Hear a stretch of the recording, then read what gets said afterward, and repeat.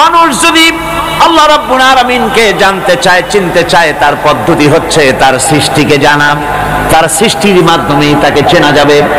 আল্লাহ পাক বলেন, আল্লাযীনা ইয়াযকুরুনাল্লাহা কিয়ামান ওয়া কুউদান ওয়া আলা জুনুবিহিম ওয়া ইয়াতাফাক্কারুনা ফী খালকিস সামাওয়াতি ওয়াল আরদ ربنا ما خلقت هذا باطلا سبحانك فقنا عذاب النار الذين يذكرون الله قياما وقعودا وعلى جنوبهم যারা দাঁড়িয়ে বসে শুয়ে এক কথায় সর্বাবস্থায় যারা আল্লাহ পাককে স্মরণ করে, তার আকাশ এবং জমিন সৃষ্টির ব্যাপারে চিন্তা ভাবনা করে, রাত এবং দিনের পরিবর্তনের চিন্তা করে, তার সৃষ্টি নৈপুণ্যতা নিয়ে যারা গবেষণা করে, তারাই হচ্ছে আল্লাহ পাকের খাঁটি বান্দা। একজন সত্যানুসন্ধানী। চোখের সামনে যখন নিখিল বিশ্বের অনুপরমাণু থেকে শুরু করে সূর্য, চন্দ্র, গ্রহ, নক্ষত্র, বিশাল আকাশ পর্যন্ত, গাছপালা, তরুলতা, সমুদ্র, মহাসমুদ্র, পশু পক্ষী ইত্যাদি যখন তার নজরে পড়ে, তখন একজন সত্যের অনুসারী ব্যক্তি, একজন সত্যের অনুসন্ধানী ব্যক্তি তার মুখ থেকে বেসাক্তা স্বতঃস্ফূর্ত ভাবে নিজের অজান্তে মুখ থেকে যে শব্দটা বেরোয়, সে শব্দটা হচ্ছে আলহামদুলিল্লাহি রাব্বিল আলামিন। সমস্ত প্রশংসা হচ্ছে ওই আল্লাহ পাকের, যিনি এগুলিকে সৃষ্টি করেছেন। আর তিনি কোনো কিছু কি বেকার সৃষ্টি করেন নাই, খামোখা সৃষ্টি করেন নাই। প্রত্যেকটির পেছনে রয়েছে বিরাট বিরাট উদ্দেশ্য।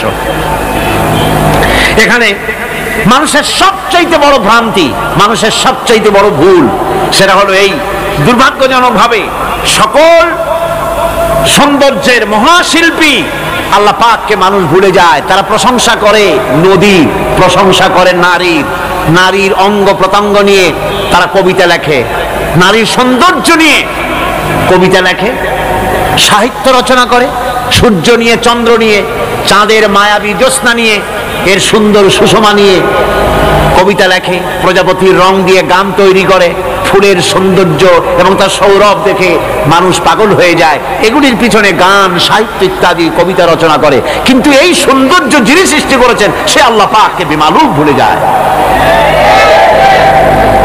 সেই জন্যে স্রষ্টার প্রশংসা করতে হবে। আল্লাহ পাক শেখাচ্ছেন, শুরুতেই শেখাচ্ছেন, আলহামদুলিল্লাহি রাব্বিল আলামিন। পড়েন সবাই, আলহামদুলিল্লাহি রাব্বিল আলামিন। এখানে আল্লাহ প্রশংসা কার বলুন, কার? আল্লাহ নয়, আল্লাহ পাকের প্রশংসা। আল্লাহ হচ্ছে ইসমে জাত। আল্লাহ কি? ইসমে জাত। কোন ধরনের অনুবাদ দিয়ে আল্লাহ শব্দের ব্যাখ্যা বোঝানো যাবে না। আল্লাহ এটাকে যদি সৃষ্টিকর্তা লেখা হয় তাহলে আল্লাহ শব্দের হক আদায় হবে? সৃষ্টিকর্তা বলতে তো বুঝাই যায়, তা তো আছে খালেক, সৃষ্টিকর্তা। এই জন্য আল্লাহ পাকের একটা সিফাতি নাম আছে না? সে নাম কি? খালেক। আল্লাহ এটাকে কোনো অনুবাদ দিয়ে সৃষ্টিকর্তা বলে বোঝানো যাবে না। আল্লাহ হচ্ছেন এমন, পৃথিবীতে যত ধর্মের লোকেরা তাদের স্রষ্টাকে ডাকে, কেউ বলে ভগবান, কেউ বলে ঈশ্বর, কেউ বলে পরমেশ্বর, কেউ বলে বিধাতা, কেউ বলে গড, কেউ বলে জিহবা। বলেন এরকম?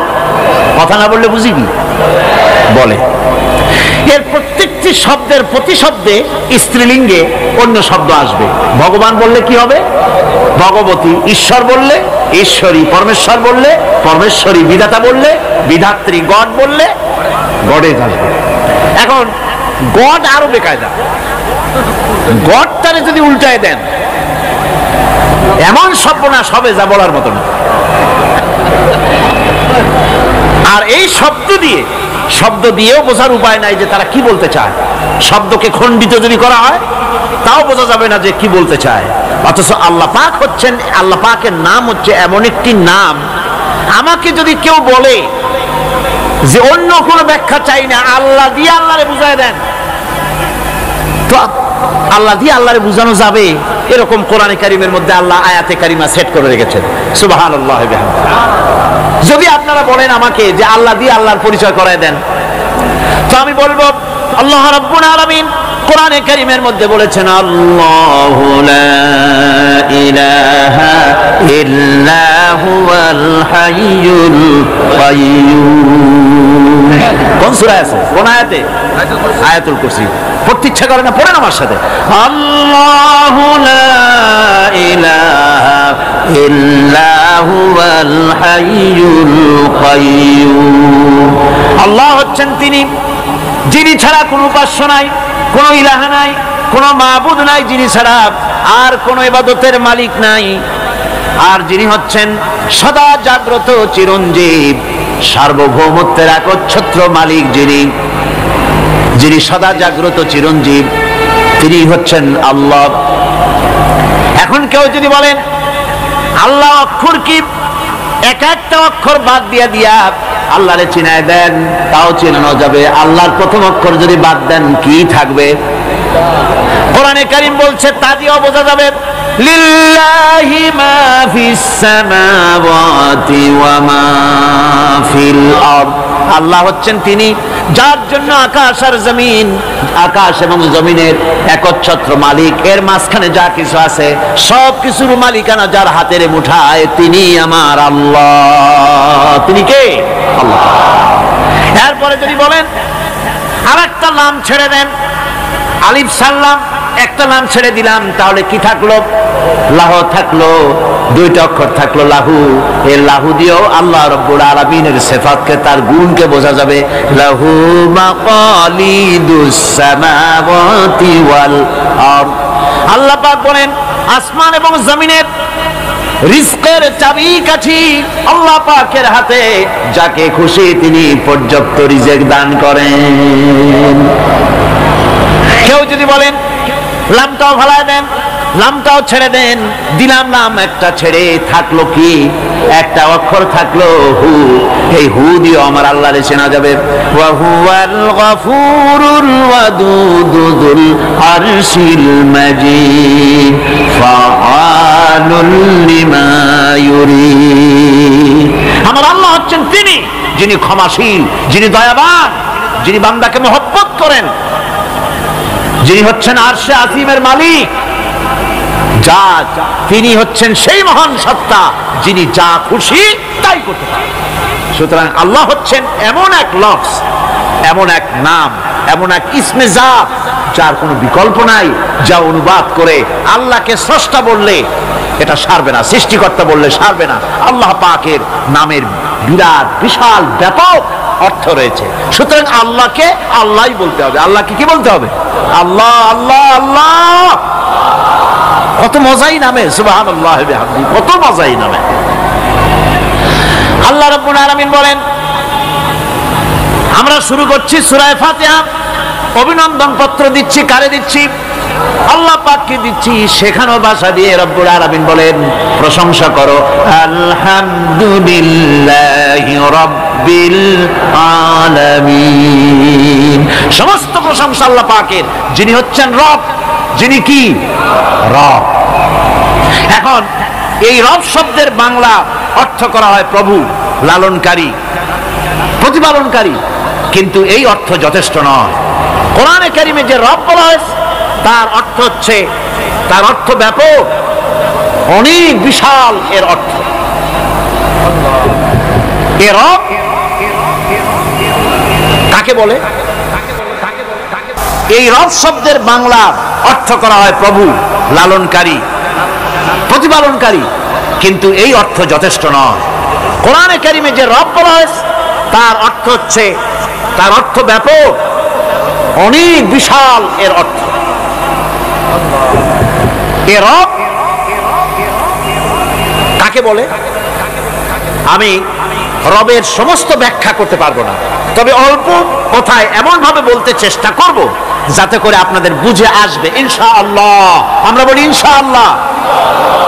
এখন আপনারা যদি আমাকে প্রশ্ন করেন যে অত কথা বুঝি না, এক লাইনে এক বাক্যে বুঝায় দেন রব কাকে বলে, তাহলে আমি কথাটা এইভাবে বলবো, যাহার যখন যে জিনিসের যতটুকু প্রয়োজন তাহাকে তখন সেই জিনিস ফরিয়াদ করার আগে যিনি পৌঁছে দেন তার নাম হচ্ছে রব। এ রব হচ্ছে তার মধ্যে রুবুবিয়তের সম্পূর্ণ কোয়ালিটিতে ভর্তি। আল্লাহ পাকের মধ্যে রুবুবিয়তের কোয়ালিটি।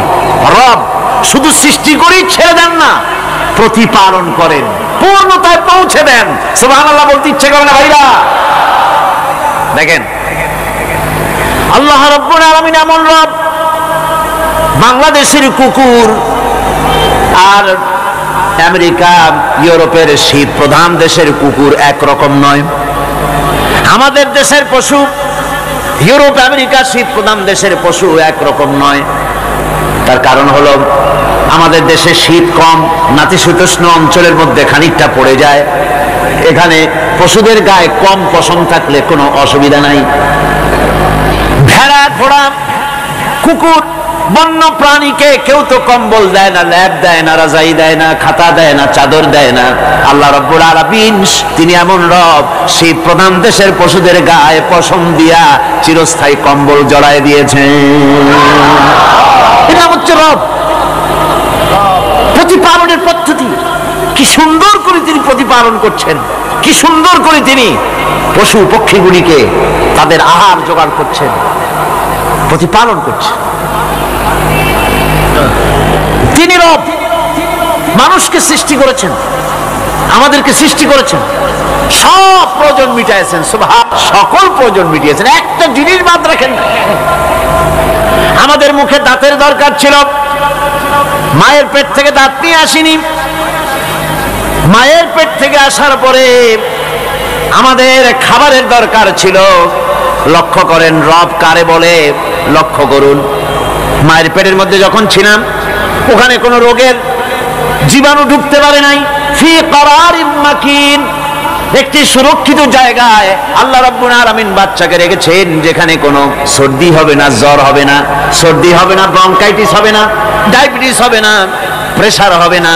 মায়ের পেটের মধ্যে বাচ্চাকে এমন জায়গায় আল্লাহ যত্ন করে রেখেছেন।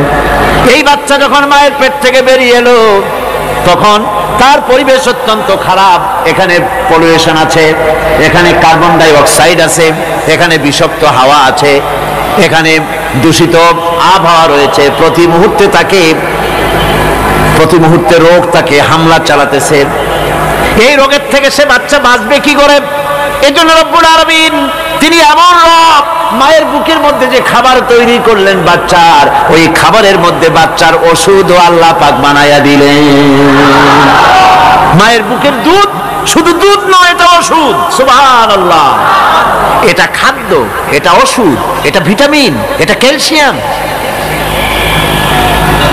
এটা কার্বোহাইড্রেট, যা দরকার বাচ্চার জন্য সব আল্লাহ মায়ের দুধের মধ্যে দিয়ে দিলেন। যতক্ষণ বাচ্চা পেটে ছিল দুধ ছিল ঘন, যখন বাচ্চা মায়ের পেট থেকে বেরিয়ে এলো দুধটা হয়ে গেল পাতলা। এই পাতলা দুধটা খাবে, ওষুধ আছে এর মধ্যে, ভিটামিন আছে, খাইতে যেন বিস্বাদ না হয় একটু মিষ্টি দিয়ে দিলেন আল্লাহ, যাতে বাচ্চা মুখ ফিরায় না নেয়, সেজন্য খাইতে চায়। তারপরে যখন বাচ্চার হাড্ডি খেতে হবে, মাছ খেতে হবে, গোশ খেতে হবে, দুধের আর দরকার নাই। তার শরীরের ভিতরে রেজিস্ট্যান্স, রোগ প্রতিরোধক শক্তি তৈরি হয়েছে। এখন আরো ভালো খাবার দরকার। আল্লাহ রাব্বুল আলামিন মায়ের দুধকে শুকায় দিলেন, চুষলে আর পাওয়া যাবে না, দুধ শুকায় গেছে। এখন বাইরের খাবার খেতে হবে। আসছিল যখন মুখে দাঁত ছিল না, বাইরে যখন এলো দাঁতের যখন দরকার হলো, কোন আল্লাহর বান্দা কি আল্লাহর কাছে দরখাস্ত করেছেন যে আল্লাহ আমার কয়েকখান দাঁত দাও, দাঁত ছাড়া আমি চাবাই কেমন? এই সবগুলি দাঁত কে সেট করে দিলেন? রব্বুল আলামিন দাঁতগুলিকে সেট করে দিলেন। মুখের মধ্যে দাঁত এসে গেল।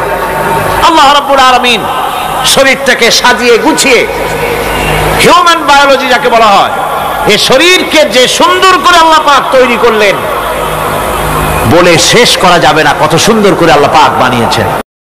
জামাল নাসেরের পাঠানো সেই লোকটি জেলখানার ভিতরে দৃশ্য দেখে অবাক হয়ে ফিরে এসে বললেন, জাহাপানা কয়েকখানার ভিতরে গিয়ে দেখলাম সৈয়দ কুতুব নামাজের ভিতরে সিজদায় পড়ে আছে, আর শিকারী পাগলা কুকুর তার পাশে বসে তাকে পাহারা দিতেছে। মৃত্যুর ভয় ইমানদারেরা করে না। তাকে বলা হয়েছিল ক্ষমা চাওয়ার জন্য, তিনি বলেছেন মাজলুমকে ক্ষমা চাইতে হবে জালেমের কাছে, এর থেকে ফাঁসি গ্রহণ করে শাহাদাতের দরজা নিয়ে হাসি মুখে আমি আমার মনিবের দরবারে খাড়া হতে চাই। এটাই হলো ঈমান। হ্যাঁ, জামাল নাসিরকে আল্লাহ পাক ইন্তেকাম নিলেন, দুনিয়া থেকে বিদায় করে দিলেন। সম্রাট আকবর নাম শোনেন নাই? কোথাকার প্রেসিডেন্ট? ভারতবর্ষে। কত বড় নাম করা ব্যক্তি, দ্বীন ইলাহি চালু করলো, তার নামে আল্লাহু আকবার চালু করলো। আল্লাহু আকবার বলতে যেন তারে বোঝানো হয়, জিল্লে ইলাহি বলে ঘোষণা করা লাগলো তাকে। তার সামনে মাথা নত করার ব্যবস্থা করে দিল, কুর্নিশের ব্যবস্থা করে দিল। হযরত মুজাদ্দিদ আল বিসানি রাহমাতুল্লাহ আলাইহি এর বিরোধিতা করলেন। বিরোধিতা করার পরে সম্রাট জাহাঙ্গীর তার জেলের মধ্যে ঢুকাই দিল। তাকে যখন দরবারে দাওয়াত দিয়েছিল, একটা গেট বানালো যাতে করে তার মাথা নিচু করে ঢোকা লাগে।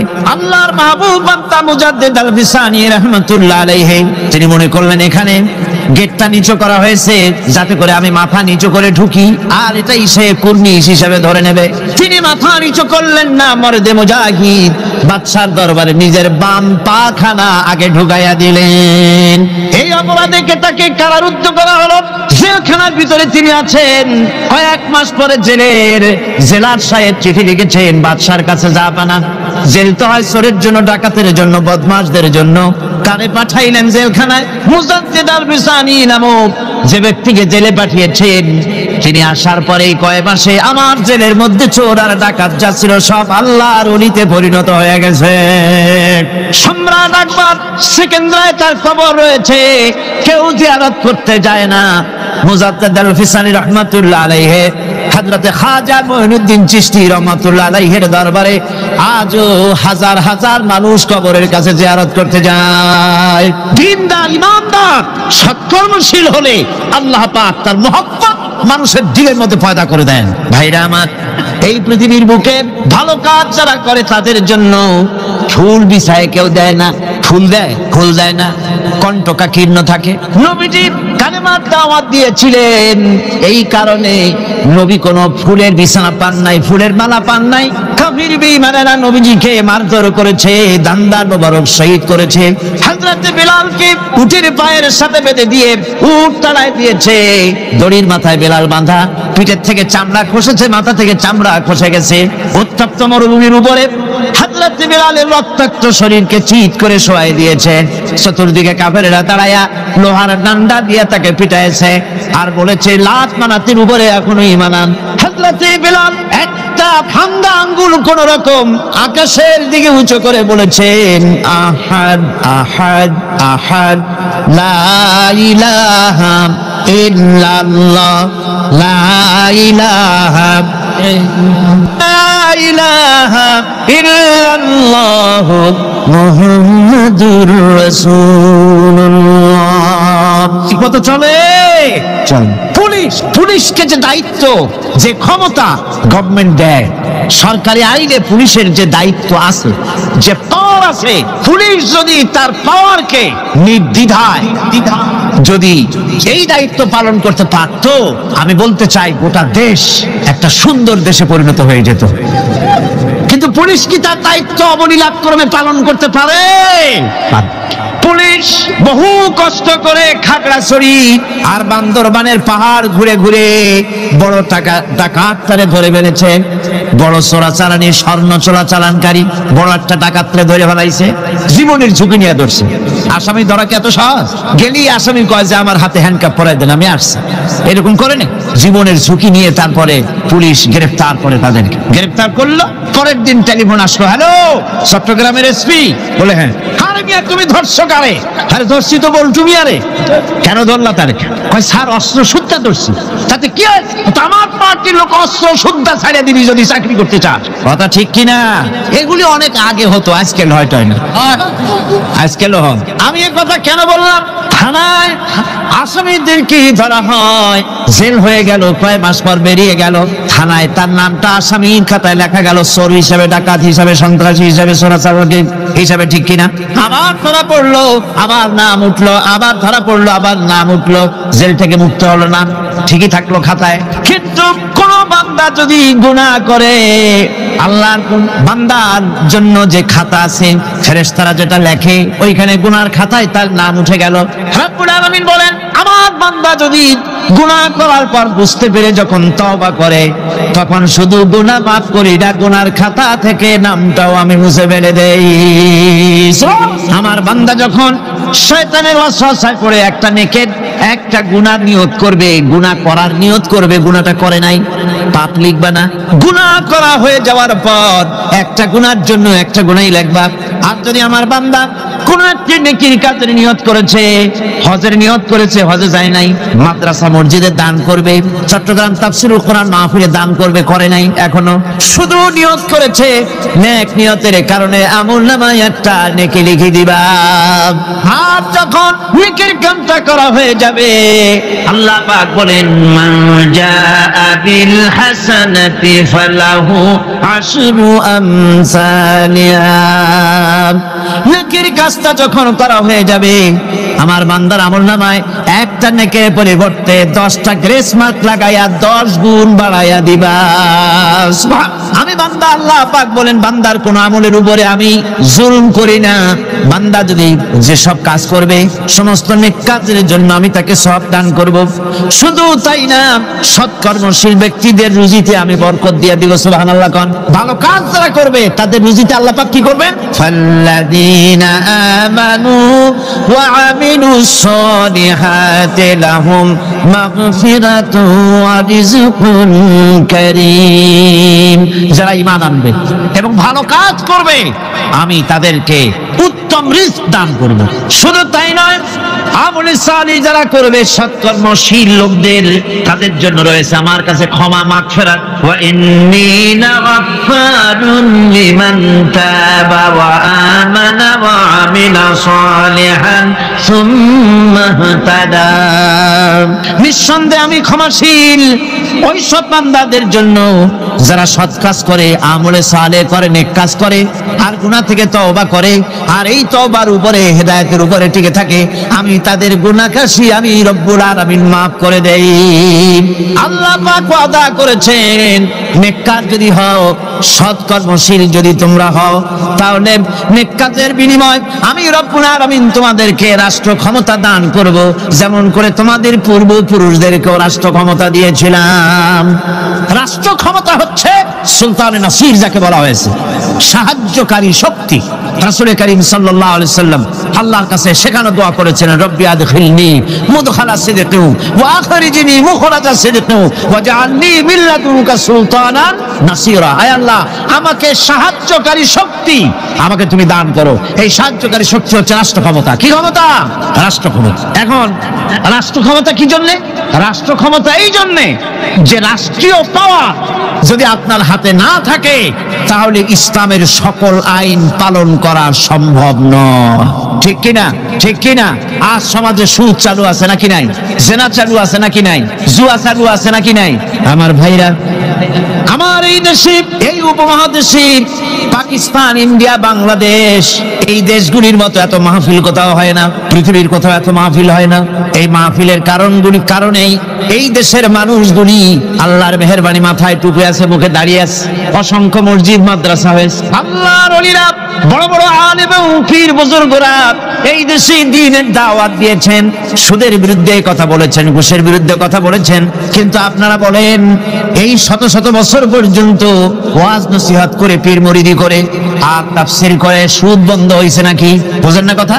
সুদ বন্ধ হয়েছে, ঘুষ বন্ধ হয়েছে, জেনা বন্ধ হয়েছে, বেশ্যালয় বন্ধ হয়েছে। কিয়ামত পর্যন্ত এই পদ্ধতিতে হবে না। কথা বুঝে আসছে? ওয়াজ করে, তাফসীর করে যদি সুদ আর ঘুষ বন্ধ হয়ে যেত, তাহলে রাসূলুল্লাহর চাইতে বড় ওয়াজ আল্লাহর দুনিয়ায় আর নাই। তিনি ওয়াজ করে বন্ধ করে দিতেন, কিন্তু তা হয় নাই। আল্লাহ আল্লাহর ঘরের ভিতরে 360টা মূর্তি ছিল। 13টি বছর ধরে নবুয়তের মক্কি জিন্দেগিতে আল্লাহর নবী একটা মূর্তিকেও আল্লাহর ঘর থেকে সরাই দিতে পারেন নাই, কথা ঠিক কিনা? কিন্তু যখন মদিনা মুনাওয়ারায় গেলেন, ইসলামী রাষ্ট্র হাতে পেলেন, এবার নবীজি ইসলামী রাষ্ট্রের প্রধান, এখন তিনি প্রেসিডেন্ট। সাহাবায়ে কেরাম আমলে সালেহ করেছে, ঈমান এনেছেন, আমলে সালেহ করেছেন, বদৌলতে আল্লাহ ক্ষমতা দিয়েছেন, এবার রাষ্ট্র ক্ষমতা হাতে। রাসূলুল্লাহ মক্কা দখল করলেন, কাবার ঘরের মধ্যে প্রবেশ করলেন, হাতে একটা লাঠি ছিল, মূর্তিগুলার মাথায় আঘাত করলেন, বললেন জা আল হক ওয়া যাহাকাল বাতিল ইন্নাল বাতিলা কানা যাহুকা। সত্য সমাগত, মিথ্যা অপসৃত, সমস্ত মূর্তিগুলি ঘর থেকে বের করে দিলেন। আজ আর কারো ক্ষমতা নাই এই মূর্তি টিকাবার জন্য আগায় আসে সিনা পাইতে, যে মূর্তি ভাঙ্গেন কেন? আছে কেউ? আছে কেউ? শুধু তাই না, কাবা ঘরে ঢোকার জন্য চাবি যার কাছে থাকে সে লোকের আজ আর টাকা লাগে নাই। এর আগে রাসূলুল্লাহ ঘরের মধ্যে ঢুকতে চাইছিলেন, ঢুকতে দেওয়া হয়নি, আরো গালাগালি দেওয়া হয়েছিল। আর আজকে চাবিওয়ালা দৌড়ে আসছে, হুজুর ঘরে ঢুকবেন না, এই নেন চাবি। আল্লাহ রাসূল চাবি নিলেন, ঘরের মধ্যে ঢুকলেন, মূর্তিগুলো ফালায় দিয়া আল্লাহর ঘরের বাইরে এসে চাবির রক্ষককে ডেকে বললেন, এই চাবি তোমার কাছে থাকবে, কোন জালেম ছাড়া তোমার কাছ থেকে এই চাবি কেউ নেবে না। রাহমাতুল লিল আলামিন, কি ব্যবহারটা! এই চাবি তোমার কাছেই থাকবে। লোকটি স্পষ্টই বুঝতে পারলো ইনি কোন সাধারণ মানুষ নন, সাধারণ কোন দেশ দখলকারী বাদশা নন। নিঃসন্দেহে তিনি আল্লাহর নবী। তিনি পড়ে নিলেন লা ইলাহা ইল্লাল্লাহু মুহাম্মাদুর রাসূলুল্লাহ। আজ পর্যন্ত ওই চাবি ওই বংশের লোকের কাছেই থাকে, কারণ রাসূলুল্লাহ বলেছেন জালেম ছাড়া এই চাবি তোমার কাছ থেকে কেউ নেবে না। এখন বাদশাও চাবি নেয় না, যেহেতু হাদিস অনুযায়ী জালেম হয়ে যাবে। রাসূলুল্লাহ ঘরে ঢুকলেন, মূর্তিগুলি ভালাই দিলেন, হাত সুদ বন্ধ করে দিলেন, ঘুষ বন্ধ করে দিলেন। বাংলাদেশে কিয়ামত পর্যন্ত যদি ওয়াজ হয়, সুদ ঘুষ বন্ধ হবে না। তবে হ্যাঁ, বাংলাদেশে একটা জায়গা আছে যেখানে বসে সুদ একদিনই বন্ধ করে দেওয়া যায়। সেটা কোন জায়গা? কোন জায়গা? আপনারা খুব ভালো করে বুঝেছেন, সেটার নাম সংসদ। কিন্তু গোটা জাতির কপাল খারাপ, যারা সুদকে মায়ের সাথে জেনা করার মতো গুনাহ মনে করে, সেই লোকগুলির আধিক্য পার্লামেন্টে জাতি বানাইতে পারে নাই। যদি তা হতো, বাজেট বক্তৃতার ভেতরে আমি বলেছিলাম, স্পিকার সাহেব, এই বাজেট যারা তৈরি করেছে সরকার এবং এই বাজেট প্রস্তুতকারী, কিয়ামতের দিন অবশ্যই আল্লাহর দরবারে আসামি হবেন, কারণ পুরা বাজেট সুদ ভিত্তিক।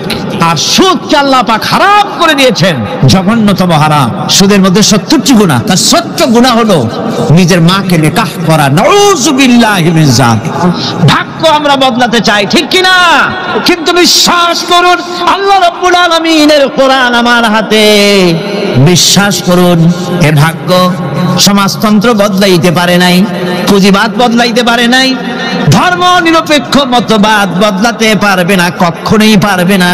জাতির ভাগ্য বদলাবে শুধু কোরআনের আইন, কিসের আইনে বদলাবে?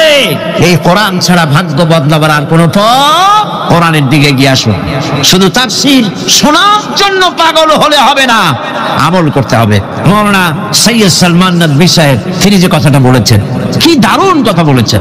তাফসীর শুধু শুনলে হবে না, শুনে একজন দায়ী হয়ে যান, আপনারা কোরআনের দাওয়াতকারী হয়ে যান, বাড়ি বাড়ি ডোর টু ডোর চলে যান, মানুষকে বুঝান জাতীয়তাবাদ, পুঁজিবাদ, সমাজবাদ, ধর্মনিরপেক্ষ মতবাদ, সকল বাদের পরিণতি বরবাদ। ইসলামের পরিণতি আবাদ। ইসলামের পরিণতি কি? আবাদ। ইসলামের দাওয়াত দেন, কোরআনের দাওয়াত দেন, আর প্রস্তুতি গ্রহণ করুন। নির্বাচন যখন আবার আসবে, কোরআনের লোকগুলো পাঠাই দিবেন। আল্লাহ যেন তৌফিক দেন, আল্লাহ যেন তৌফিক দেয়। জোরে বলেন আমিন। ভাইরা আমার, আমলে সালেহ যারা করবে, সৎ কাজ যারা করবে, আল্লাহ তাদের জন্য জান্নাত দান করবেন। জোরে বলেন সুবহানাল্লাহ। রব্বুল আলামিন বলেন, ওয়াল্লাযীনা আমানু ওয়া আমিলুস সালিহাতি সানুদখিলুহুম জান্নাতিন তাজরি মিন তাহতিহাল আনহার খালিদিনা ফিহা আবাদান। আল্লাহ রাব্বুল আলামিন বলেন, যারা ঈমান এনেছে আর যারা সৎ কাজ করেছে আমি তাদেরকে অবশ্যই জান্নাত দান করব। সুবহানাল্লাহ।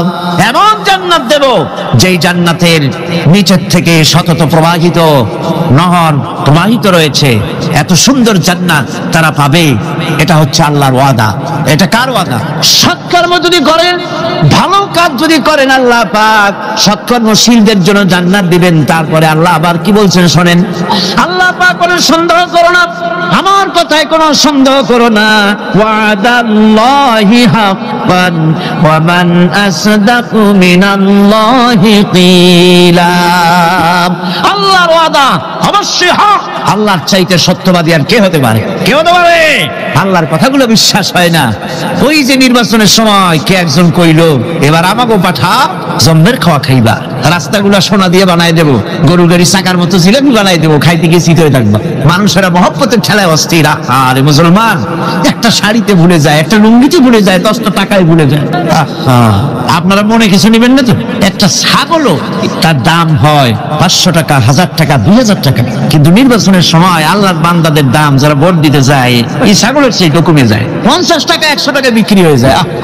আপনারা কিছু মনে নিলেন না তো? রাগ করেন না, আমি দৃষ্টান্ত দেওয়ার জন্য দুঃখিত। এটা হলো বাস্তব, এটা আমাদের সমাজের বাস্তবতা। আমাদেরকে বুঝতে হবে, আমাদেরকে চিনতে হবে কার পিছনে দৌড়ায়। ওটা কি নামাজ পড়ে? ও তো আল্লাহর হক আদায় করে না, মানুষের হক আদায় করবে কিভাবে? ওর নামাজ নাই, ওর চরিত্র নাই, মদ খায়, বউ পর্দায় থাকে না, কিসের নেতা?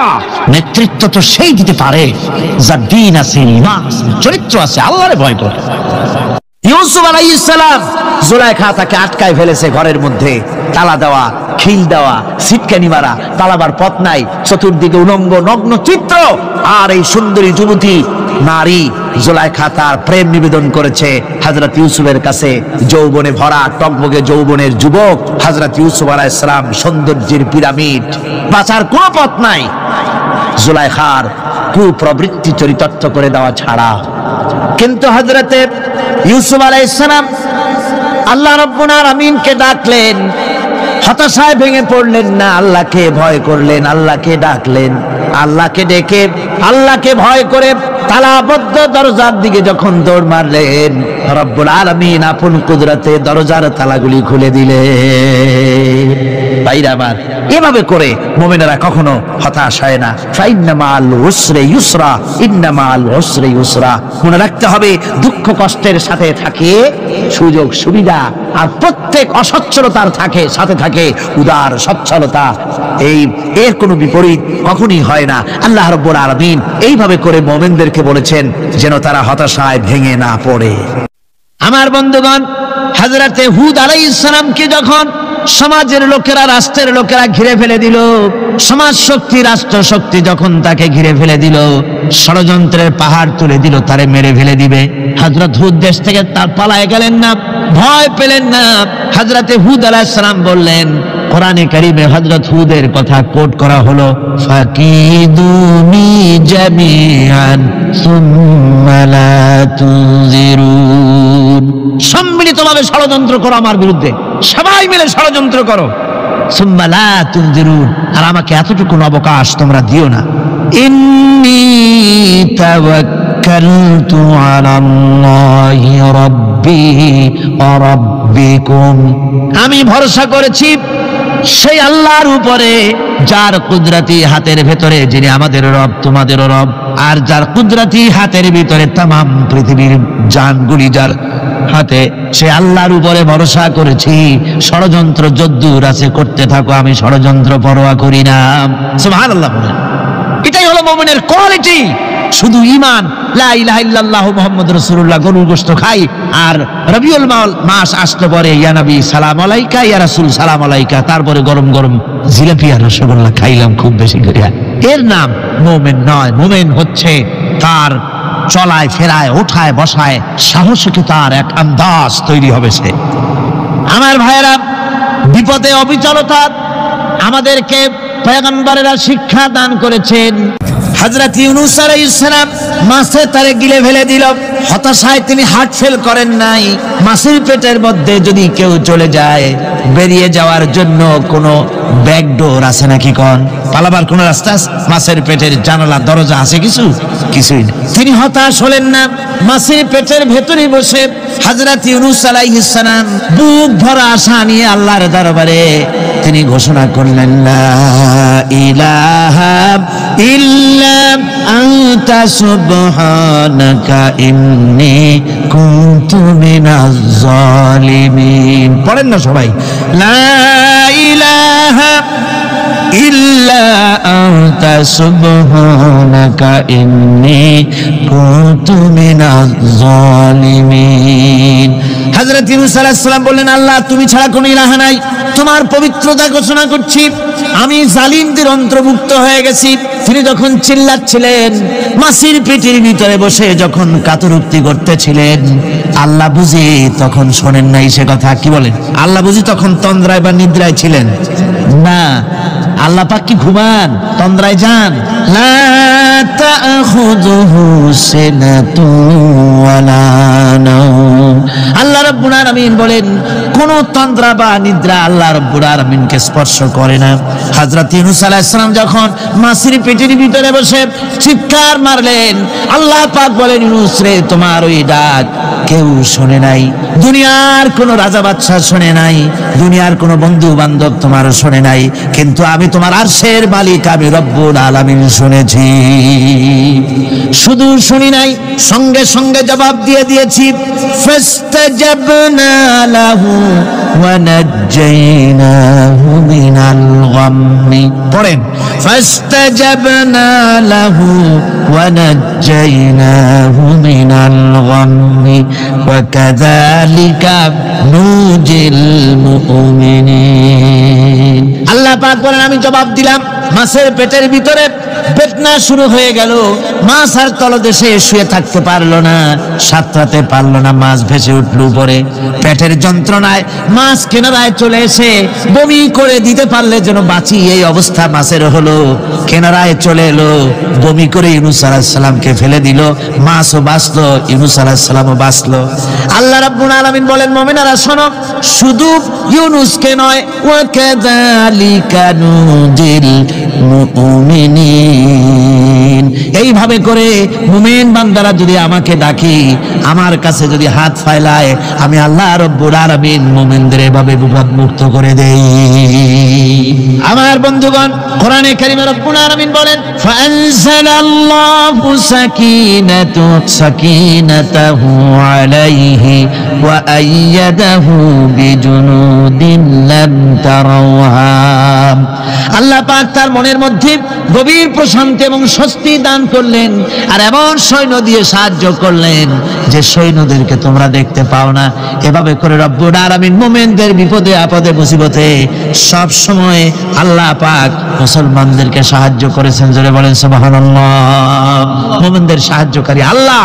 তাই ইসলামী আন্দোলনের সাথে যারা আছে, যারা কর্মী, যারা নেতা, যারা মুমিন, যারা ঈমানদার, মেঘের মতো প্রচন্ড কালো মেঘ হয়ে চতুর্দিক থেকে অন্ধকারের মতো সে এসেছে বিপদ, কোন বিপদ না। আল্লাহ পাক সাহায্যকারী। কে সাহায্যকারী? জোরে বলেন, সাহায্যকারী কে? আল্লাহ সুবহানাহু ওয়া তাআলা, তিনি সাহায্যকারী। ভয় নাই।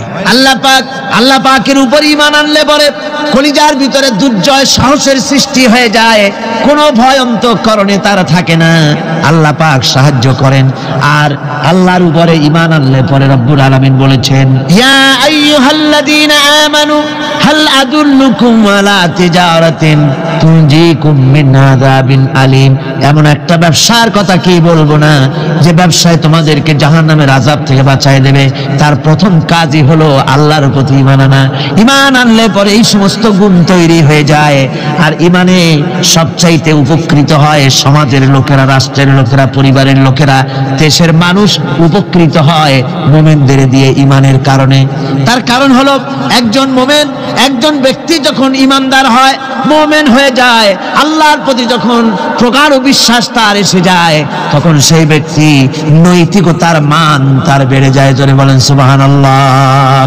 নৈতিক চরিত্রের উপরে সে প্রতিষ্ঠিত হয়, সে মিথ্যা বলতে সাহস পায় না। মুমিন ব্যক্তি মিথ্যা বলতে সাহস পায়?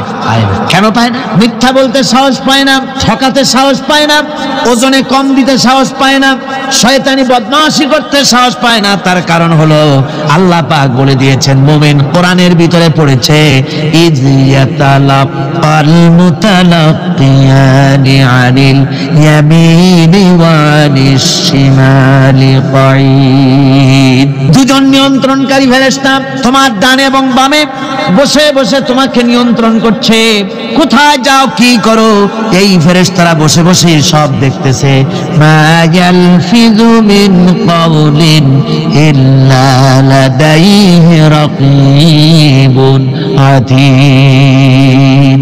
মানুষ এমন কোনো কথা বলে না যা ফেরেশতারা রেকর্ড না করে, সব রেকর্ড হয়ে যায়। তাই মুমিন ব্যক্তি দায়িত্বহীন কথা বলতে পারে না।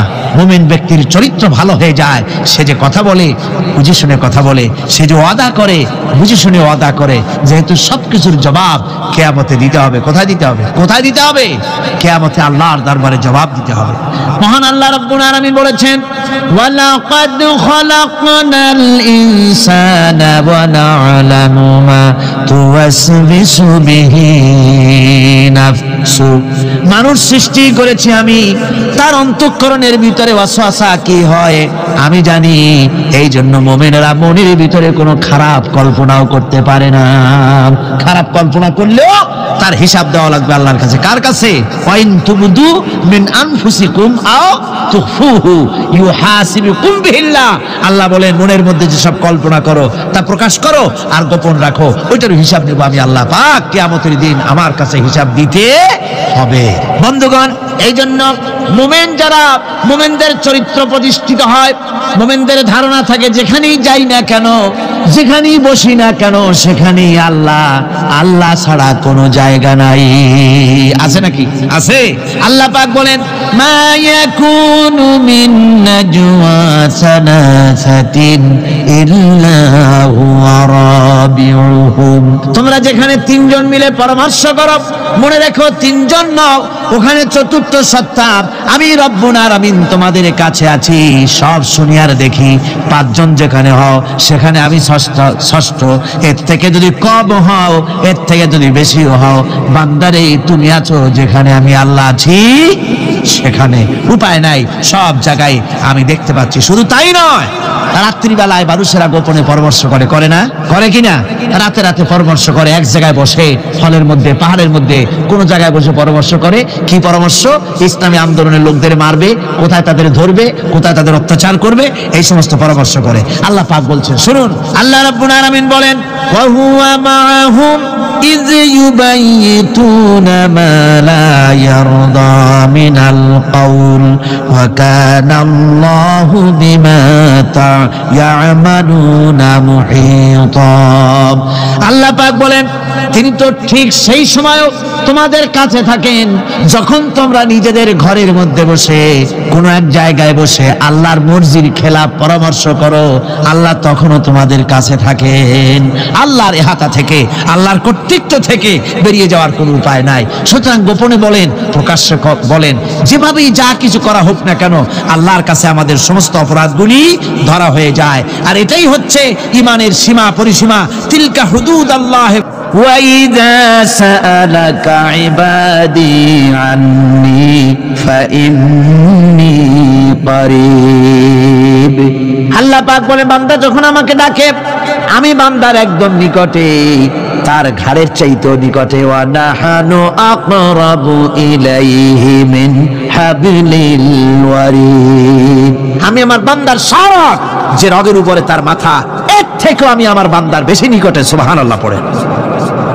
আমি তোমার কাছে, আমার কাছে মাপ চাও, যত বড় গুনাহ হোক। ওয়া ক্বালা রাব্বুকুম উদউনি আস্তাজিব লাকুম। তোমার প্রভু তোমাকে ডেকে বলেছে, আমাকে ডাকো, আমি মাফ করে দেব। সুবহানাল্লাহ বিহামদিহি। কত বড় কথা! আমাকে ডাকো, নিরাশ হয়েও না, হতাশ হয়েও না। আল্লাহর গজব বেশি না রহমত বেশি? আল্লাহর রহমত বেশি। হাদিসে কুদসির ভিতরে এসেছে, আল্লাহ পাক বলেছেন, কোন বান্দা যদি আমার দিকে এক বিঘত অগ্রসর হয়, আমার রহমত তার দিকে এক হাত এগিয়ে যায়। কোন বান্দা যদি আমার দিকে হেঁটে আসে, আমার রহমত তার দিকে দৌড়ায় যায়। বান্দা যখন আল্লাহর দরবারে দুহাত উঁচু করে চোখের পানি ফেলে দেয়, মুসলিম শরীফের হাদিসের ভিতরে এসেছে, গভীর রাত্রে, রাতের তৃতীয় অংশে আল্লাহ রাব্বুল আলামিন প্রথম আকাশে আসেন আর ডেকে বলেন, পৃথিবীতে আছো নাকি কেউ গুনাহ করে জীবন বরবাদ করে দিয়েছো, আমার কাছে মাপ চাও। ঋণগ্রস্ত আছো, অসুস্থ আছো, অপমানিত আছো, কে আছো মাজলুম, আমাকে ডাকো, আমার কাছে বলো, আমি ডাকের সাড়া দেব, জীবনের আশা পূরণ করে দেব। ওই সময় যেই সমস্ত লোকেরা কান্দে তাহাজ্জুদের নামাজ পড়ে, আল্লাহ জিজ্ঞেস করেন ফেরেশতারা, অমুক অমুক দেশ অমুক অমুক বান্দারা কান্দে কেন? ফেরেশতারা বলে, রব্বুল আলামিন তুমি তো ভালো করে জানো। আল্লাহ বলেন, জানি, তবুও তোমাদের মুখে শুনতে চাই। তারা বলে, রব্বুল আলামিন তোমার এই বান্দা গুনাহ করেছি, গুনার জন্য মাপ চায়, জাহান্নাম থেকে বাঁচতে চায়। আল্লাহ পাক বলেন, ফেরেশতারা আমার এই বান্দারা আমারে দেখেছে নাকি? বলে দেখে নাই। বলে আমার দোজখ দেখেছে নাকি? বলে না, তাও দেখে নাই। আমার বেহেশত দেখেছে নাকি? বলে না, তাও দেখে নাই। আল্লাহ পাক বলেন, ফেরেশতারা সাক্ষী থাকো, ওরা আমাকে দেখে নাই, আমার বেহেশত দোজখ কিছুই দেখে নাই, শুধুমাত্র আমার নবীর কথা, আমার কোরআনের কথা বিশ্বাস করে আরামের ঘুমকে হারাম করে যেভাবে তারা কাঁদতেছে, সাক্ষী থেকে যাও ফেরেশতারা, আমার রহমতের দরিয়ায় জোশ মেরেছে, আমার ওই ক্রন্দনরত বান্দাগুলিকে আমি আল্লাহ মাফ করে দিলাম। সুতরাং মুমিন বান্দা যারা, আল্লাহর মুমিন বান্দা যারা, এই ইমানের কোয়ালিটি, এটাও হতাশায় নিরাশায় ভেঙে পড়বে না। গুনাহ তো মানুষই করে, গুনাহ হয়ে গেছে, মাপ চাও। তোমার গুনাহ কদ্দূর? তোমার গুনাহ যদি হয় পাহাড় সমান, আল্লাহর রহমত আকাশ সমান। জাহান্নামের কঠিন শাস্তি থেকে বাঁচতে হলে আল্লাহর প্রতি ঈমান আনতে হবে। আর ঈমান আনলে যে কোয়ালিটিগুলি হওয়া উচিত, সেগুলি আমি আপনাদের সামনে আলোচনা করছি। এরপর আরেকটি কোয়ালিটি হবে মুমিনের, তা হলো কঠোর কঠিন বিপদে অবিচল থাকবে, বিপদে ভেঙে পড়বে না। বিপদ আপদ, শত্রুতা, ক্ষয় ক্ষতি যা কিছু হয় সবই আল্লাহর পক্ষ থেকে, এটা মেনে নিতে হবে এবং ধৈর্য ধারণ করতে হবে। বিপদ মুসিবত শুধু উম্মতের জন্য নয়, দুনিয়ার সমস্ত নবীদের বিপদ এসেছে। হয় নাই নবীদের বিপদ আসে নাই? কোরআনে কারীম থেকে শুনুন, আল্লাহ রাব্বুল আলামিন বলেন, ওয়াকাযালিকা জাআলনা লিকুল্লি নাবিয়্যিন আদুওয়াম মিনাল মুজরিমিন। আল্লাহ পাক বলেন, এমনি করে আমি সকল নবীদের শত্রু বানিয়ে দিয়েছি সব পাপিষ্ঠ আর অপরাধ প্রবণ লোকদেরকে। প্রত্যেক যুগে নবীদের শত্রু ছিল, প্রত্যেক যুগে নবীদের কি ছিল? শত্রু ছিল। সে শত্রু কারা ছিল? আল্লাহ পাক বলছেন, নবীদের শত্রু ছিল পাপিষ্ঠ আর অপরাধ প্রবণ লোক, এরাই ছিল নবীদের দুশমন। রাসূলগণের অবস্থা যদি এই হয়, তাহলে তার উম্মত, ওই দিনের ধারক বাহক যারা, তাদের বুঝি বিপদ আপদ হবে না নাকি? হবে কিনা? তো ইসলামের বিরোধিতা যারা করে, কোরআনের পরিভাষায় বলা হয়েছে ইসলামের দুশমন, নবীদের দুশমন। দুনিয়ার সব পাপিষ্ঠ আর অপরাধ প্রবণ লোকেরাই ইসলামের দুশমন হয়, নবীদের দুশমন হয়। আজও দেখেন, আজও তাকিয়ে দেখেন, ইসলামী আন্দোলনের বিরোধিতা যারা করে তারা পাপিষ্ঠ চরিত্রের কিনা, তাকায় দেখেন, খুঁজে দেখেন, সর্বত্র খুঁজে দেখুন, খুঁজে দেখুন। যারা ইসলামী আন্দোলনের বিরোধিতা করে, যারা ইসলামকে মিটিয়ে দেওয়ার চেষ্টা করতেছে, যারা ইসলামকে মৌলবাদ বলে, ইসলামকে সাম্প্রদায়িক বলে, কোরআনে কারীমের কথা কত স্পষ্ট যে নবীদের দুশমন হয়, ইসলামের দুশমন হয় মুজরিম লোকেরা, অপরাধ প্রবণ আর পাপিষ্ঠ লোকেরা। আজও আমরা দেখতে পাই এই শ্রেণীর লোকেরা পাপিষ্ঠ এবং সবচাইতে সমাজের নিকৃষ্ট ধরনের চরিত্রহীন লোক। নামাজ নাই। আপনি খুঁজে দেখেন, ইসলামী আন্দোলনের বিরোধিতা যারা করছে, যারা নেতৃত্ব দিচ্ছে, নামাজ নাই, রোজা নাই, চরিত্র নাই, হজ নাই, যাকাত নাই, মদ, জুয়া, জেনা, ব্যভিচার ইত্যাদিতে লিপ্ত। চেহারা দেখলে ছেলেপেলেরা 2 গ্লাস পানি খায় ভরসটে। কথা ঠিক কিনা কর?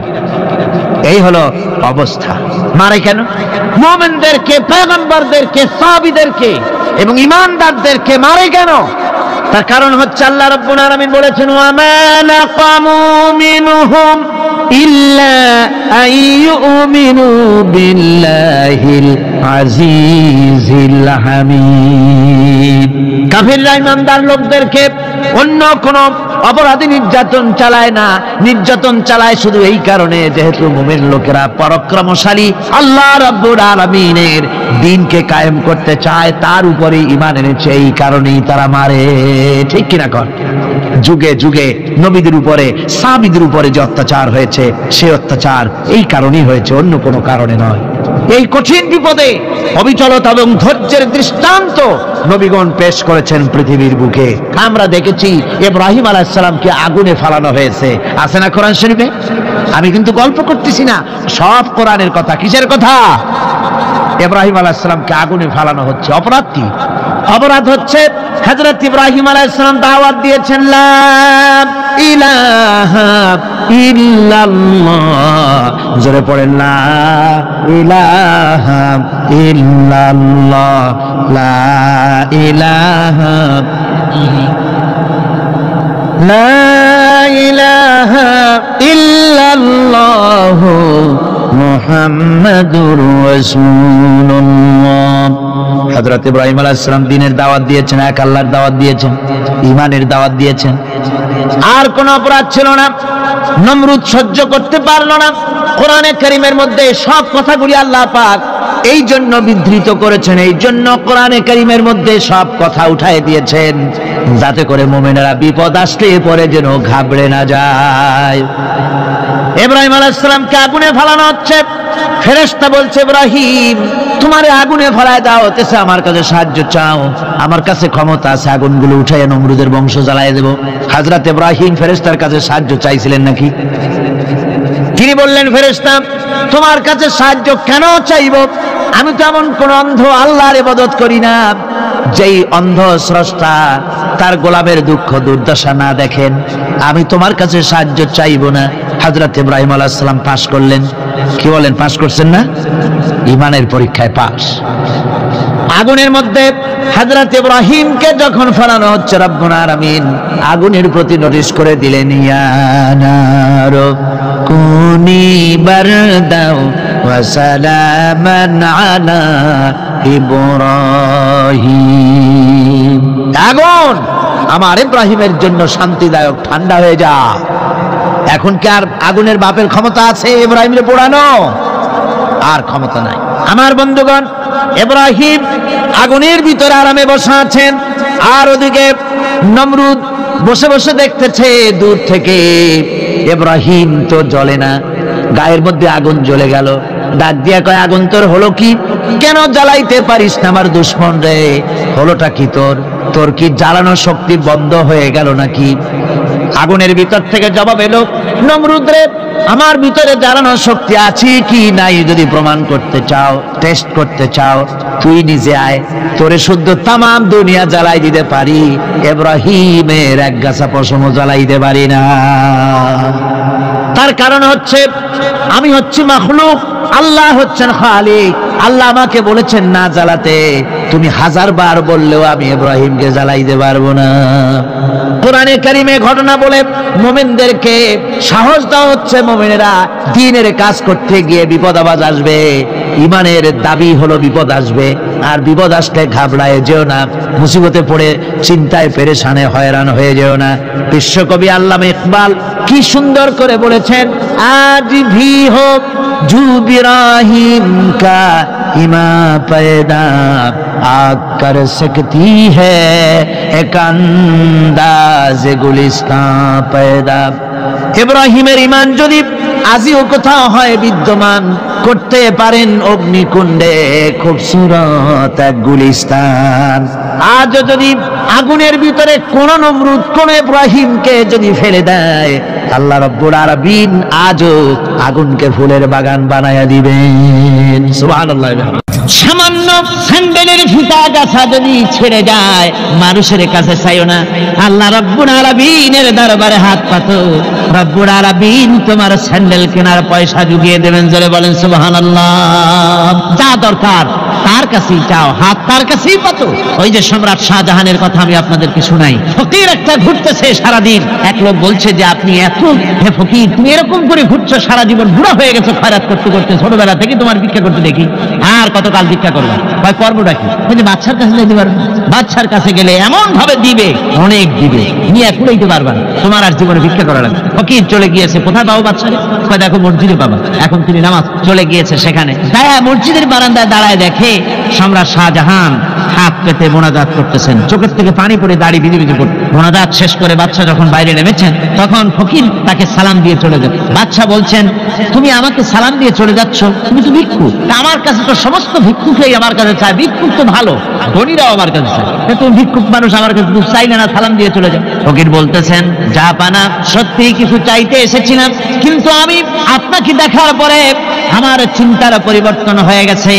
আমি তাকিয়ে তাকিয়ে দেখলাম মসজিদের ভেতরে আমি চাইতে এসেছি দিল্লির সম্রাট শাহজাহানের কাছে। যেই সম্রাট, দিল্লির সম্রাট যার কাছে আমি চাইতে এসেছি, আমি তো দাঁড়ায় আছি, কান্দি না, কিন্তু আমি দেখতেছি যার কাছে আমি চাইতে এসেছি তিনি যেন আবার কোন সম্রাটের কাছে আমার চাইতেও দারুণ ভিক্ষুকের মতো হয়ে চোখের পানি ফেলে ভিক্ষা চাইতেছে। মনে মনে ভাবলাম, মানুষের কাছে ভিক্ষা চাইবো না কোনদিন আর। বাদশা কান্দে, যেই বাদশার কাছে, ওই সম্রাটের সম্রাট রাজা ধীরাজ আল্লাহর কাছে ছাড়া কারো কাছে জীবনে আর হাত পাতবো না। হযরত আবু হুরায়রা রাদিয়াল্লাহু তাআলা আনহু একবার রাসূল করিম সাল্লাল্লাহু আলাইহি ওয়াসাল্লামের দরবারে কাঁদতেছিলেন। হুজুর জিজ্ঞেস করলেন, আবু হুরায়রা তুমি কাঁদো কেন? হযরত আবু হুরায়রা বলেন, হুজুর আমার মা আমাকে মেরেছে, আমি সেই জন্য কাঁদতেছি। হুজুর বলেন, মা তোমাকে মারলো কেন? কোনো বেয়াদবি করেছো নাকি? তিনি বললেন, না কোনো বেয়াদবি করি নাই, তবে মারলো কেন? হযরত আবু হুরায়রা বলেন, হুজুর আমার মা হচ্ছেন মুশরিকা, আমার মা কাফের। আমি অনেক রাত হয়েছিল বাড়ি ফিরতে, আমার মা জিজ্ঞেস করলো এত রাত কোথায় ছিলি? আমি বললাম, মা তাম পৃথিবী যে কদম মোবারক চুমতে পারলে নিজেকে ধন্য মনে করে, আমি সেই রাসূলের দরবারে ছিলাম, আসতে দেরি হয়ে গেছে। ইয়া রাসূলুল্লাহ, আপনার নাম শোনা মাত্র আমার মায়ের গায়ে আগুন জ্বলে গেল, সহ্য করতে না পেরে আমাকে মায়ের আরম্ভ করে দিল। বলল, আবু হুরায়রা হয় আমার বাড়ি ছাড়বি, না হয় মুহাম্মদ সাল্লাল্লাহু আলাইহি ওয়াসাল্লামের ঘর ছাড়বি, কোনটা করবি কর। আমি বললাম, মা তোমার গায়ে যত শক্তি আছে সমস্ত শক্তি দিয়ে তুমি আমাকে প্রহার করো, আমি তামাম তোমার বাড়িটা সুদ্ধা তামাম দুনিয়া ছেড়ে দিতে পারি, কিন্তু রাসূল পাক সাল্লাল্লাহু আলাইহি ওয়াসাল্লামের কদম মোবারক ছাড়তে পারি না। ভাইরা আমার, হযরতে আবু হুরায়রা কাঁদতেছেন। আল্লাহর নবী বলেন, তুমি কাঁদো কেন? তোমার মা তোমাকে মেরেছেন, আমি এখানে কি করব? এখানে তো আমি কোনো দখল আন্দাজ করতে পারি না, আমি কি করতে পারি? এখানে ইন্টারফেয়ার তো আমি করতে পারি না, মা তোমারে মেরেছে। হযরত আবু হুরায়রা বলেন, ইয়া রাসূলুল্লাহ, মায়ের বিরুদ্ধে কোনো নালিশ করার জন্য আপনার কাছে আমি আসি নাই। বলে, কেন এসেছো? হযরত আবু হুরায়রা বলেন, হুজুর এসেছি এই জন্য, আমি জানি আপনি যদি আল্লাহর দরবারে কোনো ব্যাপারে দোয়া করেন, আল্লাহ রাব্বুল আলামিন তা মঞ্জুর করে নেন। আপনি মেহেরবানি করে আমার মায়ের হেদায়েতের জন্য আল্লাহর কাছে দোয়া করুন। হুজুর সাল্লাল্লাহু আলাইহি ওয়াসাল্লাম দুই হাত উঁচু করলেন, বললেন, আল্লাহুম্মা ইহদি উম্মা আবি হুরায়রা, আয় আল্লাহ আবু হুরায়রার মাকে তুমি হেদায়েত নসিব করে দাও। এই দোয়া রাসূল করতেছেন। হুজুরকে দোয়ার মধ্যে ফেলে রেখে আবু হুরায়রা দৌড় আরম্ভ করেছে বাড়ির দিকে। পেছন থেকে কয়েকজন সাহাবী তারা দৌড়ে গেল। আবু হুরায়রা দৌড়ায় কেন? এত ভদ্র মানুষ, কোন সময় কারোর সাথে রাগারাগি করে না, দৌড়ায় কেন? নিশ্চয়ই কোনো বিপদ বুঝি হয়ে গিয়েছে, পিছন থেকে জামা টেনে ধরেছে, কি হয়েছে, দৌড়াও কেন? হযরত আবু হুরায়রা বলেন, আমার জামা ছেড়ে দাও, আমাকে দৌড়াতে দাও, আমি দৌড়াইয়া বাড়ি পৌঁছে গিয়ে দেখতে চাই আমি আগে দৌড়ায় বাড়িতে গেলাম না নবীজির দোয়া আমার আগে আমার বাড়ি পৌঁছে গেল, কোনটা হলো আমি সেটা দেখতে চাই। হযরত আবু হুরায়রা দৌড়াতে দৌড়াতে ঘরের কাছে গিয়ে নক করেছে। ভিতর থেকে আওয়াজ এলো, কে? কিছুক্ষণ পর মা আমার বেরোলেন, মাথার চুল দিয়ে পানি পড়তেছে, বুড়া মানুষ, মা আমার কাছে এসে বলল, বাবা তোমাকে মারার পর আমি বড় অনুতপ্ত হয়েছি, মনে মনে অনুশোচনা করেছি, আরে আমার ছেলে তো কোনো খারাপ জায়গায় যায় নাই, কোনো খারাপ মানুষের কাছে যায় নাই, মারলাম কেন? বড় অনুতপ্ত হয়ে গেছি আমি। এই অনুশোচনা করে আমি এইমাত্র গোসল করেছি, আমাকে নিয়ে চলো তুমি বিশ্ব নবী রাসূলুল্লাহর দরবারে। আমার ভাইরা, রাসূল পাক সাল্লাল্লাহু আলাইহি ওয়াসাল্লাম আল্লাহর নবী এমন এক মহান সত্তা ছিলেন যে তিনি দোয়া আল্লাহর দরবারে হাত উঁচু করতে দেরি আছে, কিন্তু দোয়া কবুল হতে দেরি নাই। কুতুবে সুবহানী শেখ মুহিউদ্দিন আব্দুল কাদের জিলানী রাহমাতুল্লাহ আলাইহি তিনি বলেছেন, মুনাজাত করতে গিয়ে আবেগে বলেছেন, রব্বুল আলামিন তুমি যদি দয়া করে আমাকে জান্নাত দাও, আর তোমাকে যদি আমি না পাই, তুমি যদি আমার সঙ্গে দেখা না করো, আমারে যদি কথা না বলো, তাহলে এই জান্নাত আমার কোনো লাভ নাই। আর আমাকে যদি জাহান্নাম দিয়ে দাও, আর মাঝে মধ্যে তুমি যদি জিজ্ঞাসা করো মহিউদ্দিন কেমন আছো, তাহলে এই জাহান্নাম আমার জন্য বেহেশত হয়ে যাবে। আয় আল্লাহ, আমি শুধু তোমারই চাই। আল্লাহর নবী বললেন, মহিলা তুমি অপরাধ করেছো, কিন্তু তোমার গর্ভস্থিত সন্তান তো কোনো অপরাধ করে নাই, সুতরাং তোমার উপরে শরীয়তের হদ জারি করা যাবে না, ডেলিভারি হোক, তারপরে বিচার হবে। মহিলা চলে গেল আফসোস করতে করতে যে আমার বিচার হলো না, যদি এর মধ্যে আমি মরে যাই তাহলে জেনা করেছি, দুনিয়ার শাস্তি তো সহজ, পাথর মেরে উড়িয়ে দেবে, সঙ্গে সার করবে, এটা তো সহজ, কিন্তু কিয়ামতের ওই কঠিন জাহান্নামের আগুনে জ্বলতে পারবো না। মহিলাটি সন্তান ডেলিভারির পরে মহিলা চলে এসেছে রাসূলের কাছে, হুজুর এই সে আমার বাচ্চা ডেলিভারি হয়েছে, আপনি মেহেরবানি করে আমার উপরে হদ জারি করেন, শাস্তি দেন। আল্লাহর নবী বলেন, মহিলা তুমি অপরাধ করেছো, কিন্তু তোমার সন্তানের হক আছে, তোমার বুকের দুধ 2.5 বছর পর্যন্ত সে পান করবে, আমি তার হক নষ্ট করতে পারি না। মহিলা আবার চলে গেল কাঁদতে কাঁদতে, যদি এর মধ্যে মরে যায়, 2.5 বছর যেতে পারে নাই, তার আগেই মহিলা ওই বাচ্চাটাকে কোলে নিয়ে হাতে একটা রুটি দিয়া হুজুরের কাছে আসছে। কত পেরেশানি দেখেন। মহিলা এসে বলেন, ইয়া রাসূলুল্লাহ, আমার এই বাচ্চা এখন দুধ ছেড়ে দিয়েছে, সে রুটি খাইতে পারে, হুজুর আর দেরি করবেন না, এই শাস্তি না নিয়ে যদি মরে যায়, জাহান্নামের কঠিন আযাব আমি ভোগ করতে পারবো না। আল্লাহর নবী ওই মহিলাকে অর্ডার দিয়া দিলেন, একে বুক পর্যন্ত মাটির মধ্যে গেড়ে দিয়া চতুর্দিক থেকে পাথর নিক্ষেপ করো। মহিলাকে নিয়ে পাতাকে বুক পর্যন্ত মাটির ভিতরে গেড়ে দিয়া চতুর্দিক থেকে যখন পাথর নিক্ষেপ করা হচ্ছিল, রক্ত ছিটে এসে একজন সাহাবীর গায়ে পড়ায়, সাহাবী মহিলাকে ভৎসনা করলেন। আল্লাহর নবী বললেন, শুনতে পেরে নবীজি বললেন, ও সাহাবী ভৎসনা করো না, বরং এই মহিলার তওবা আল্লাহ রাব্বুল আলামিন এমন ভাবে কবুল করেছেন, যদি সে তওবা দুনিয়ার সব মানুষকে ভাগ করে দেওয়া যায়, তাহলে সমানভাবে ভাগ করে দেওয়া যাবে। 60,000 সৈন্য তাদের অশ্ব নিয়ে, তাদের উষ্ট্র নিয়ে, তাদের মালপত্র নিয়ে, জিহাদের সামান নিয়ে শ্রাবণের খরস্রোতা নদী, উত্তাল তরঙ্গমালায় ভরা নদীর উপর থেকে এই সাহাবীরা পাড়ি দিয়ে ওপার চলে গেলেন। ওপার যাওয়ার পরে হযরতে সাদ বলছেন, তোমাদের কেউ কি হারিয়ে গেছে নাকি? সবাই এদিক ওদিক তাকায় খোঁজ করে বলল, মানুষ তো দূরের কথা, একটা উট আর ঘোড়াও একটাও হারায় যায় নাই।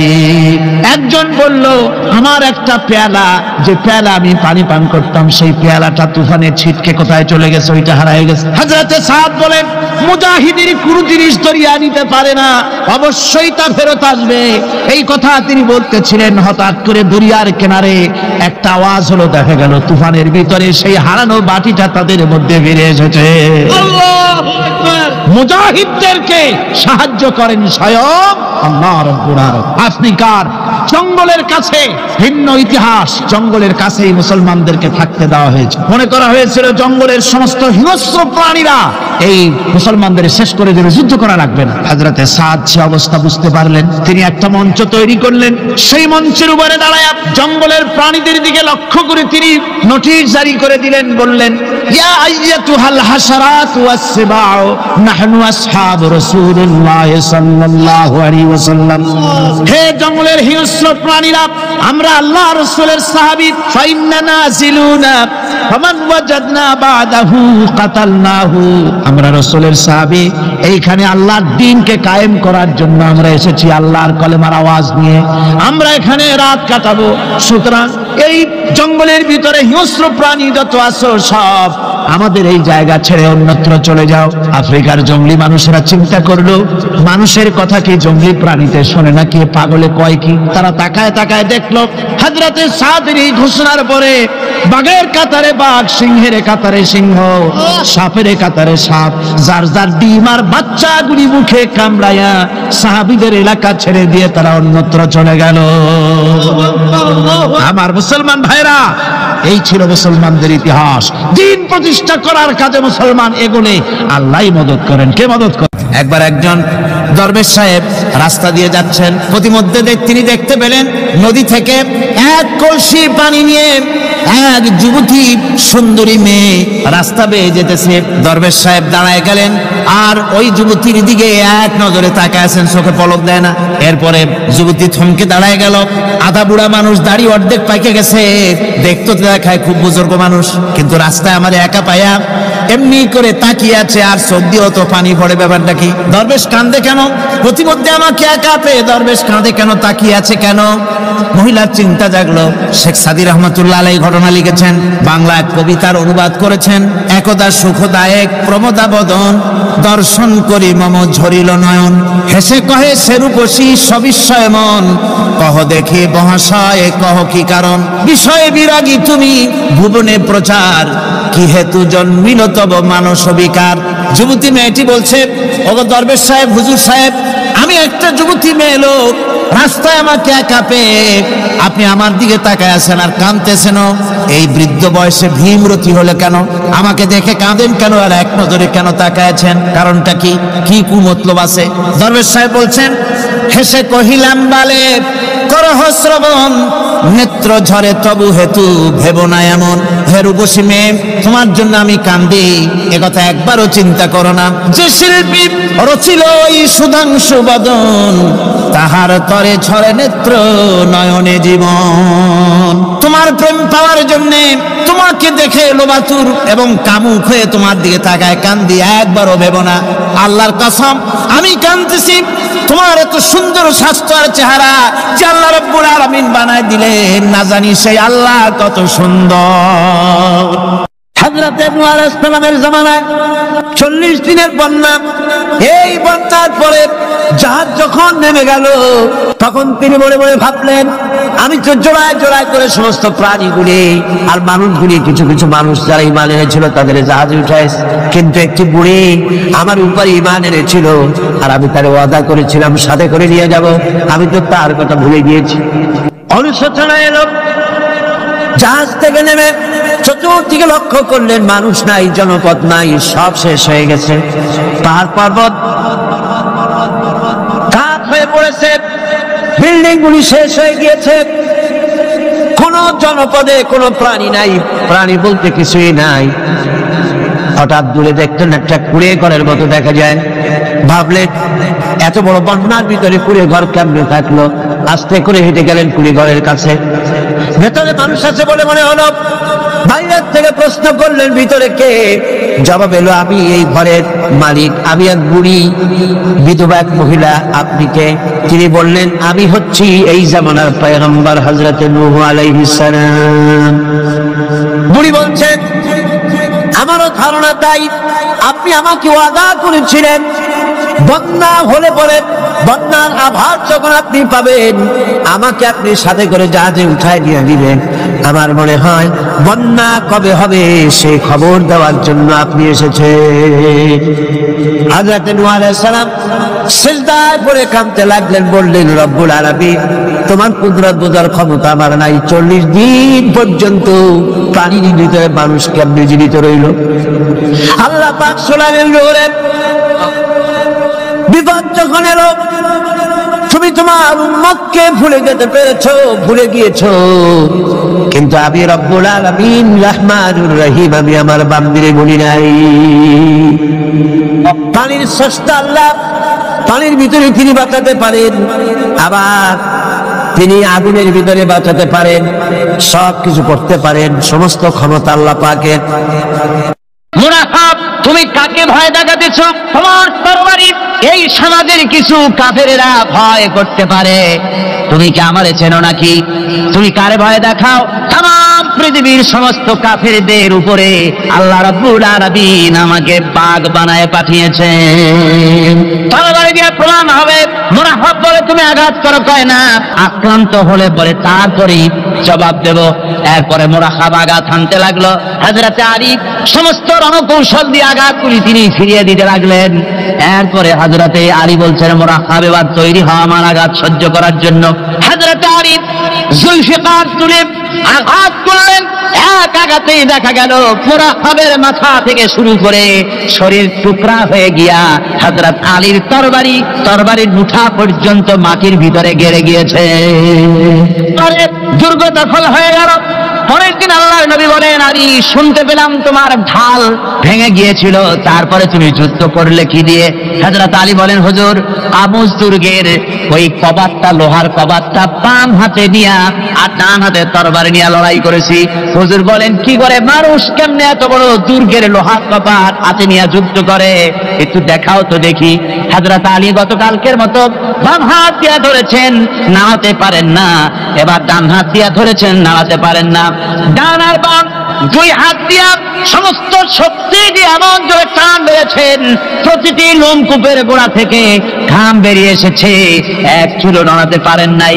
হযরত আলীর মুখখানা মলিন হয়ে গেছে লজ্জায়। হযরত আলী রাদিয়াল্লাহু তাআলা আনহু লজ্জা পেয়ে গেছেন। রাসূল পাক সাল্লাল্লাহু আলাইহি ওয়াসাল্লাম বলেন, আলী লজ্জা পাওয়ার কোনো কারণ নাই, চিন্তা করার কোনো কারণ নাই। তোমার নিজস্ব শক্তি দিয়ে তুমি লড়াই করতে পারো নাই। এত বড় লোহার দরজা নিয়ে খবর নিয়ে মানুষ ভাবে লড়াই করতে পারে না। আল্লাহ তার দিনকে বিজয়ী করার জন্য তোমার ভিতরে আল্লাহ রাব্বুল আলামিন ক্ষমতা দিয়েছিলেন। জোরে বলেন সুবহানাল্লাহ।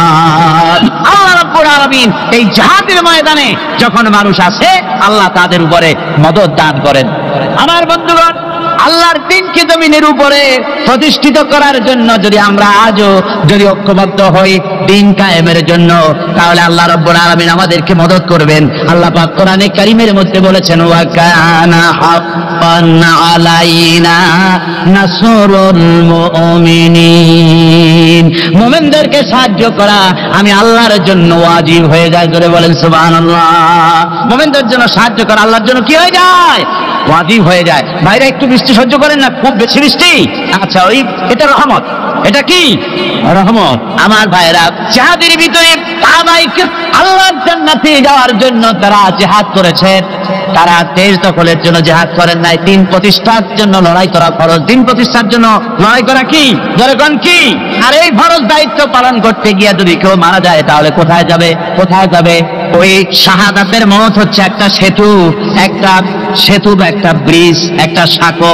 এপারে দুনিয়া, ওপারে আল্লাহর জান্নাতুল ফেরদাউস। জোরে বলেন সুবহানাল্লাহ।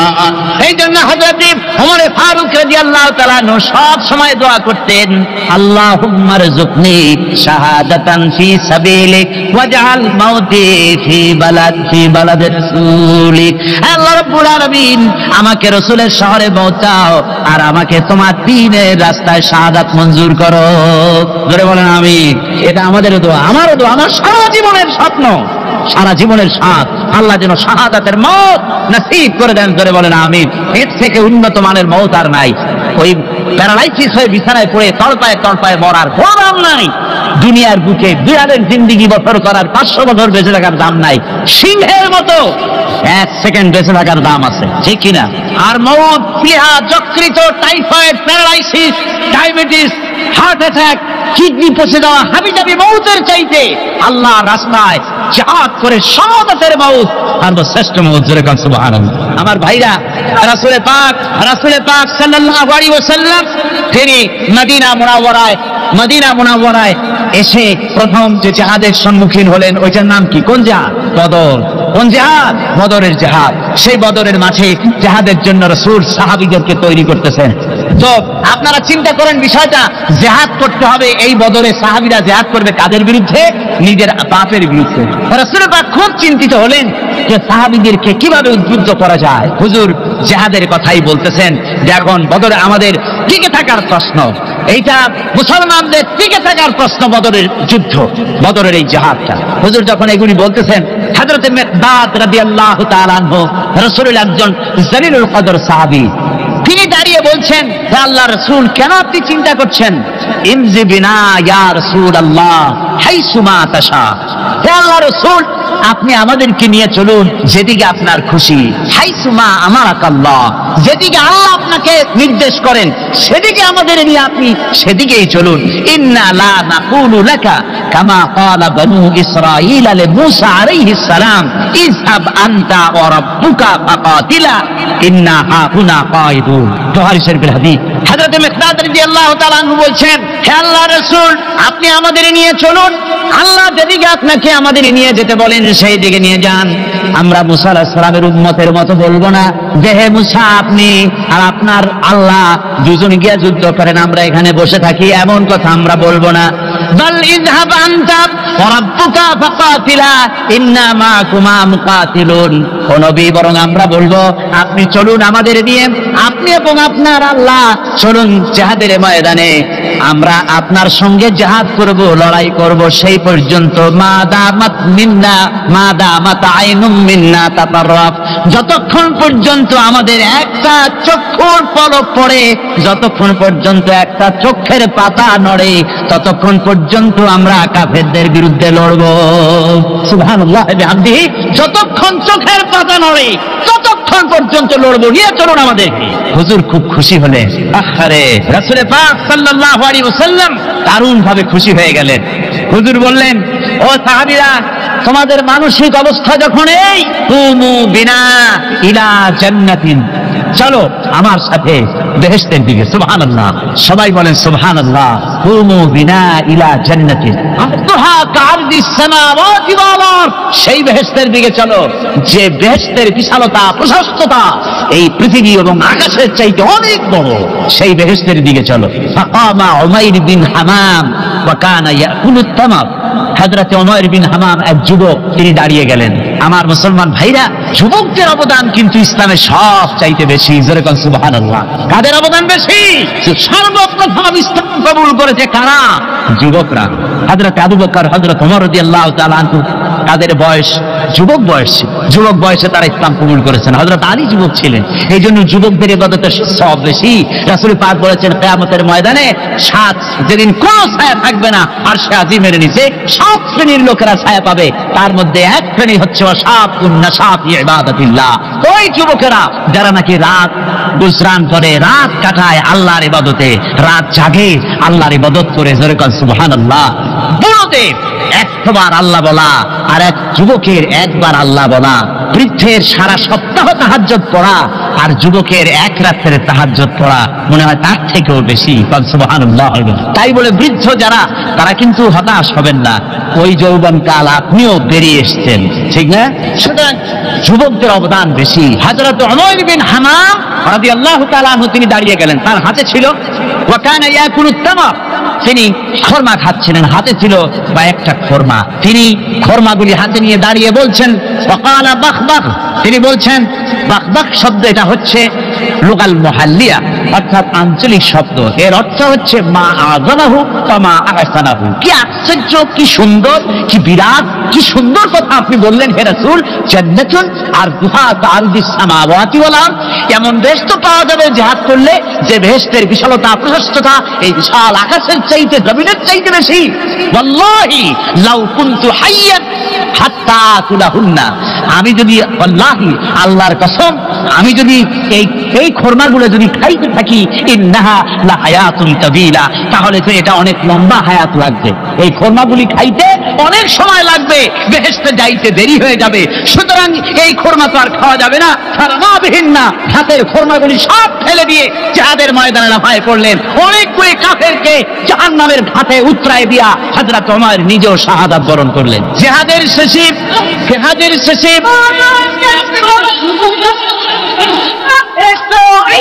জিহাদের শেষে শহাদায়ে বদরের সমস্ত শহীদদের লাশ এক জায়গায় এনে সাহাবীরা বললেন, হে আল্লাহর রাসূল, আপনি যখন জান্নাতের বর্ণনা দিতেছিলেন তখন যে যুবকটা খোরমা খেতেছিল আর জান্নাতের আশায় হাতের খোরমা ফেলে দিয়েছিল, যে খোরমাগুলি খাইতে গেলে তো সময় লাগবে অনেক, বেহেশতে যেতে দেরি হয়ে যাবে, এই কথা মনে করে হাতের খোরমা ফিকে ফেলে জিহাদের ময়দানে এসে শাহাদাত বরণ যে যুবকটি জিহাদ করেছিল তার লাশে সেও শাহাদাত বরণ করেছে।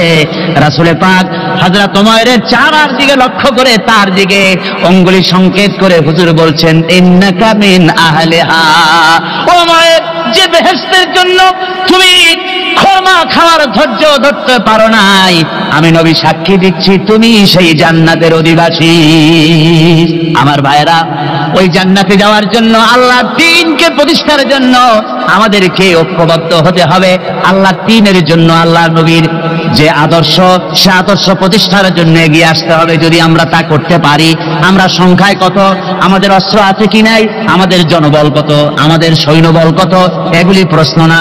প্রশ্ন হচ্ছে ওয়ালা তাহিনু ওয়ালা তাহসানু ওয়া আনতুমুল আলাউনা ইন কুনতুম মুমিনিন। কোনো ভয় নাই, কোনো চিন্তা নাই, যদি তোমরা মুমিন হও আমি আল্লাহ তোমাদেরকে বিজয়ী করব।